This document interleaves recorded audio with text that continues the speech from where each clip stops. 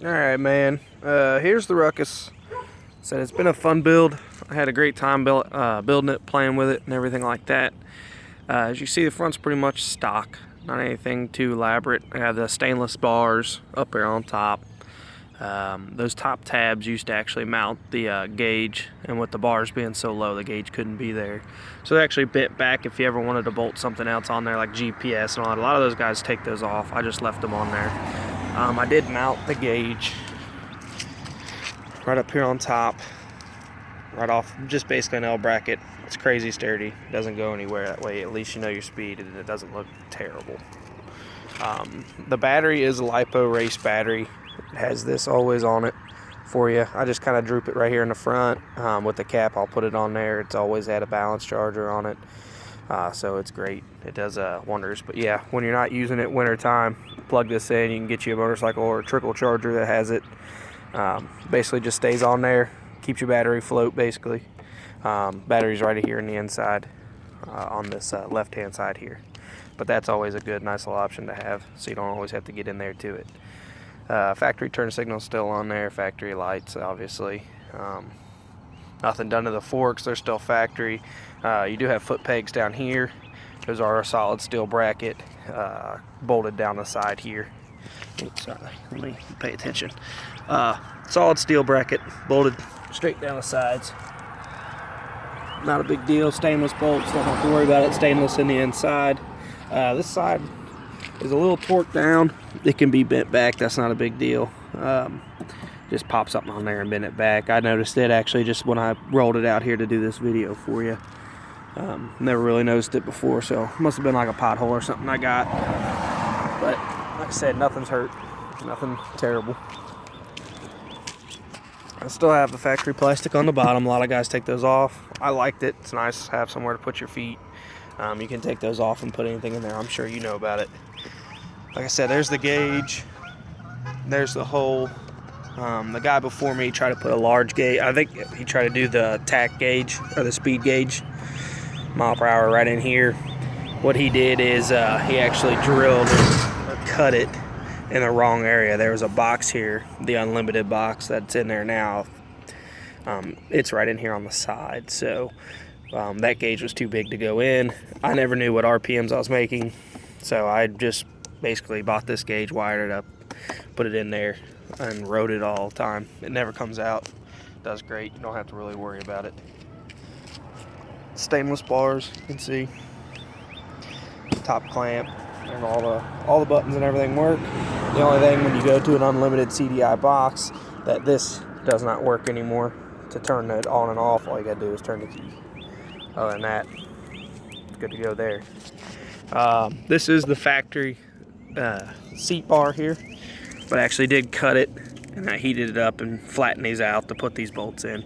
That way I didn't have to buy a new lowered seat bracket, and this metal is quite thicker than the cheaper ones that you buy. So with me being a big guy, and I know you mentioned you're a larger guy too, so that's always a plus. It doesn't look the best, but it works great. Forgive me, I gotta clean this thing. It's been in the garage sitting for a while.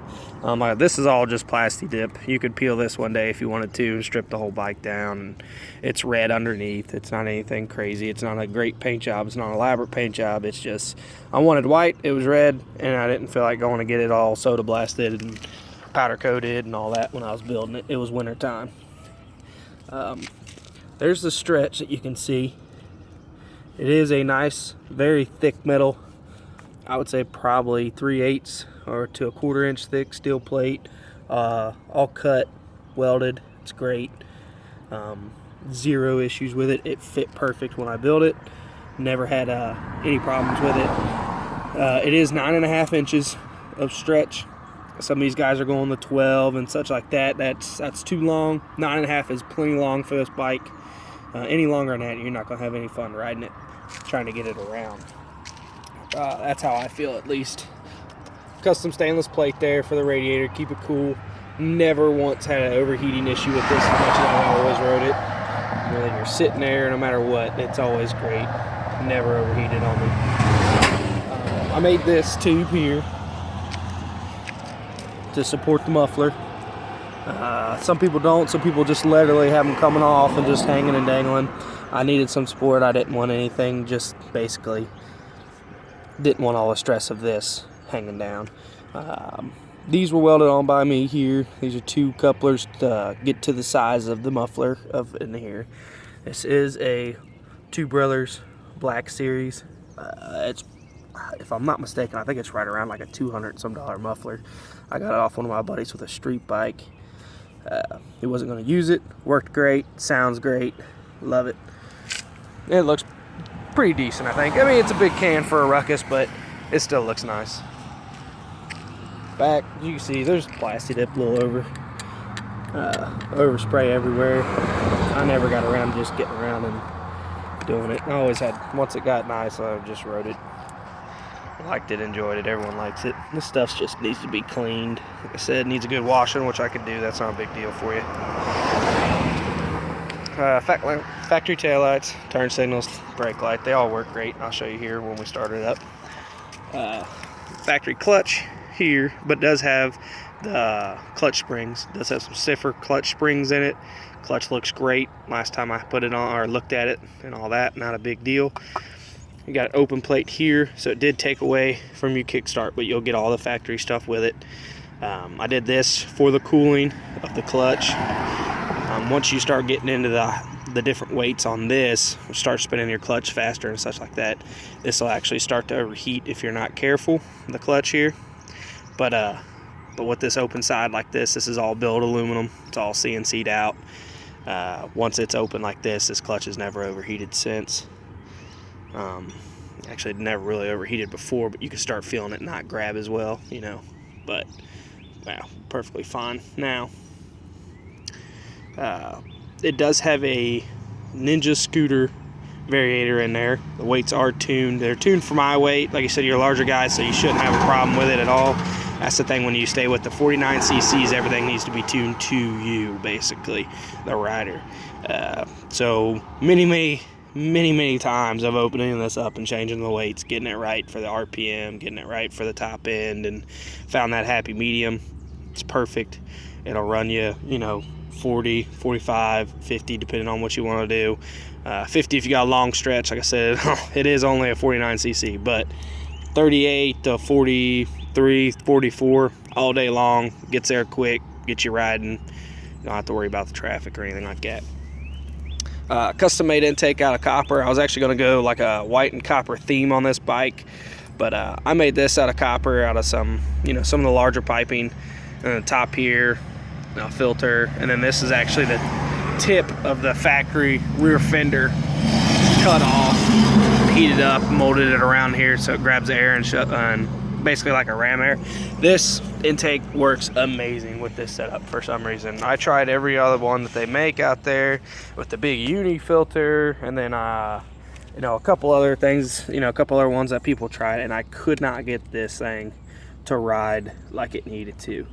Like I said, I felt larger guy. I got a little bit bigger jets in here, so more fuel coming in. I needed more air to come with it, and this thing works awesome. I got it, once I got it on there, once I rode it, it's a completely different bike compared to with the big uni filter sitting out here and all that. The only bad part is you get stuck in some rain, stop, don't ride it, because it will get in there. Usually when I used to ride it to work or something like that, if I knew it was going to rain that night, I always had a cup I just sat over this. Obviously you don't want to ride it in the rain, but when it was parked, you can put a cup on it, let it sit. Hopefully when the rain stops, you can ride with it. But everything else, like I said, jets, there's a uni filter right here on one of the ports. You can see everything. It's good in there, good. When you get stretched, this is just like an EGR. You don't even need this. This is always, everybody caps this off. You don't need it. This is the coil here with the stretch. The coil had to be moved from the factory spot. It's just basically zip tied right here in one of these this loop on the frame. Never once had an issue with it. Works great.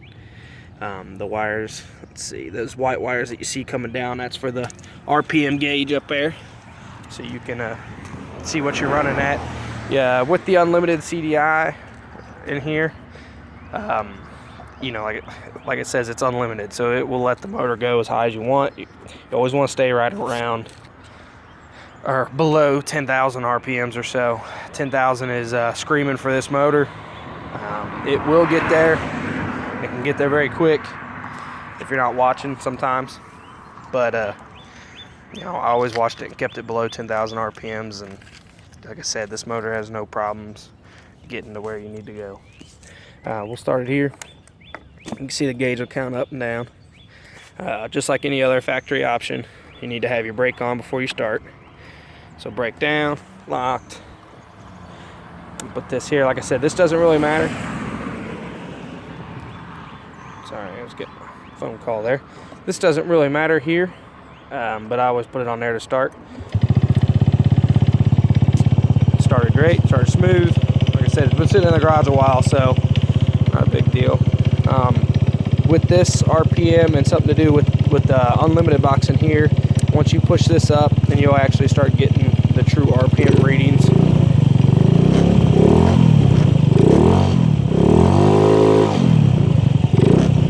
Brakes on.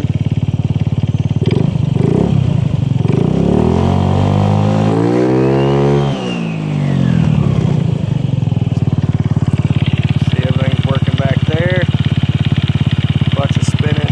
Those little nicks and little things that you hear, those are actually the weights in here. I'm sure you've done your research. The faster you go, the further they go out, the more it pushes the belt up to engage the clutch and all that kind of stuff too. So yeah, you can see that clutch starts